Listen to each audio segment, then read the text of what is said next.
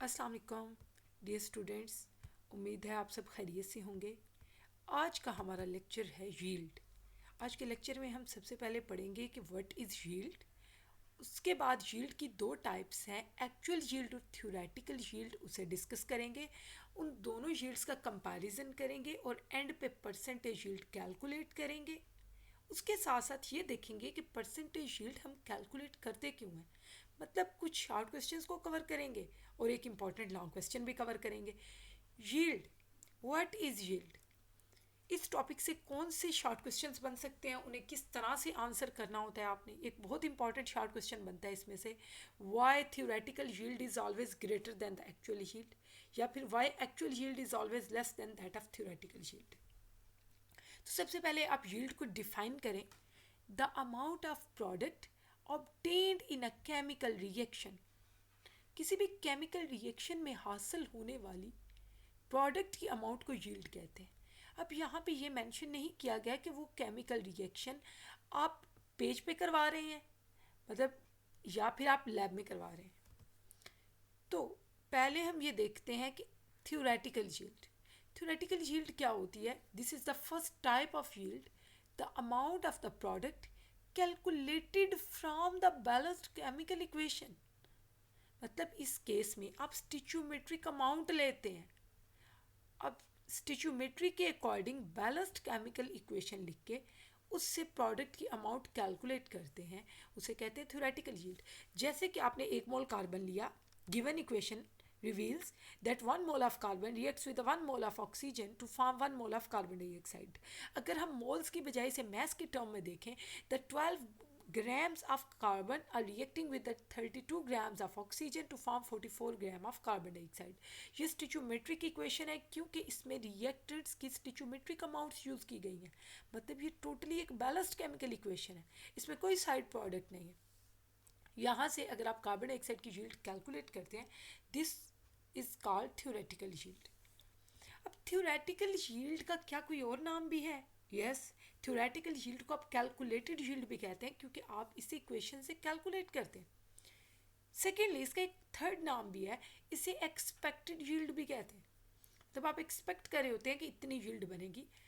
अब second point क्या है? It gives the maximum amount of product from the reactant, क्योंकि आप बैलेंस्ड केमिकल इक्वेशन से थ्योरेटिकली कैलकुलेट कर रहे हैं प्रोडक्ट की अमाउंट जो कि आपके पास मैक्सिमम आएगी।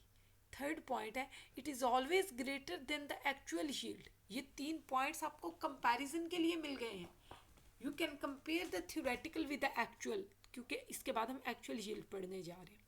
तो थ्योरेटिकल यील्ड हमेशा एक्चुअल से ज़्यादा होती है। अब थ्योरेटिकल यील्ड को हम कैलकुलेट कैसे करते हैं? अगर आपके पास कोई न्यूमेरिकल टाइप क्वेश्चन है कि थ्योरेटिकल यील्ड आपको कैलकुलेट करनी पड़ती है, या फिर आपके पास न्यूमेरिकल आता है find out the percentage of this equation, percentage yield find out करनी होती है, उसके लिए आपको थ्योरेटिकल यील्ड पहले कैलकुलेट करनी है। थ्योरेटिकल यील्ड को कैलकुलेट करने के लिए स्टेप्स क्या हैं? पहला स्टेप है बैलेंस्ड केमिकल इक्वेशन लिखें। यहाँ पे एक और क्वेश्चन आता है, yield is the application of stoichiometry. Yield stoichiometry की एक एप्लीकेशन है। क्या मतलब? क्योंकि यील्ड देखें, यहाँ पे थ्योरेटिकल यील्ड कैलकुलेट करने के लिए पहला स्टेप जो आपके पास है वो है use a balanced chemical equation, right a balanced chemical equation. तो वो बैलेंस्ड केमिकल इक्वेशन आपने कहाँ पे पढ़ी? स्टिचोमेट्री में पढ़ी। अब उसके बाद आइडेंटिफाई करें लिमिटिंग रिएक्टेंट को। तो स्टूडेंट्स, यील्ड के टॉपिक से पहले आपको लिमिटिंग रिएक्टेंट का कॉन्सेप्ट भी क्लियर करना होता है, उस पर भी आपको इसी चैनल पर लेक्चर मिल जाएगा। आइडेंटिफाई करें लिमिटिंग रिएक्टेंट को। उसके बाद लिमिटिंग रिएक्टेंट के जो ग्राम्स दिए हुए हैं उन्हें मोल्स में कन्वर्ट करें। कन्वर्ट करने के बाद उन मोल्स का मतलब लिमिटिंग रिएक्टेंट के जो मोल्स हैं उनकी रेशो लें प्रोडक्ट के नंबर ऑफ मोल्स के साथ। कैसे? आप यूज़ करते हैं उस मोल रेशो को लिमिटिंग रिएक्टेंट में और प्रोडक्ट में, ताकि आप प्रोडक्ट के number of moles find out कर सकें, और आप कन्वर्ट कर देते हैं प्रोडक्ट के मोल्स को ग्राम्स में, और ये आपके पास थ्योरेटिकल यील्ड होती है। स्टूडेंट्स, एक्चुअल यील्ड क्या होती है?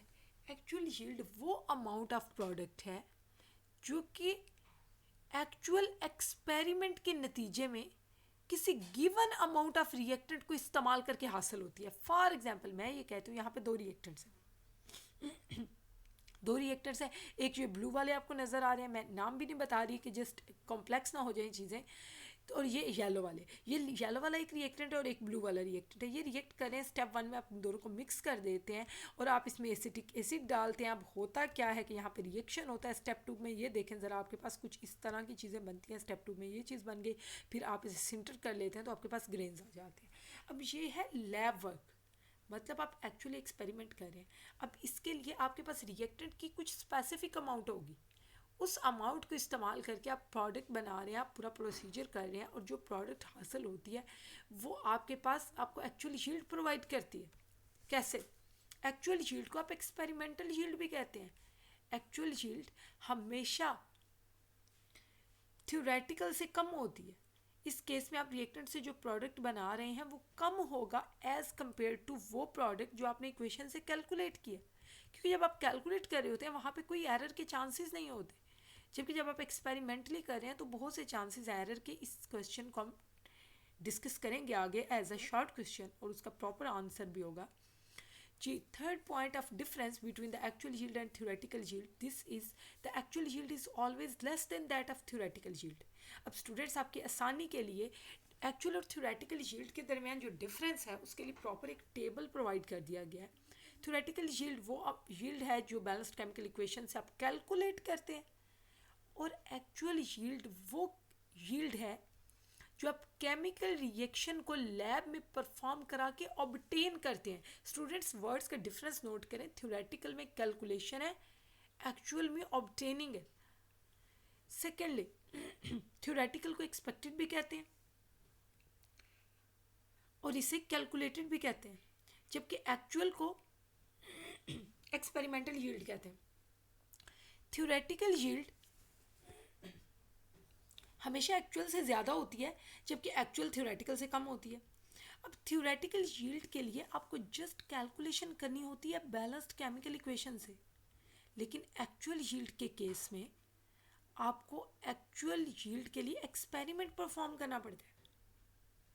This was all about the difference between actual and theoretical yield. क्योंकि आपके पास ये question as a short question भी आता है, एज अ लॉन्ग क्वेश्चन भी आता है कि आप थ्योरेटिकल और एक्चुअल यील्ड को कंपेयर करें।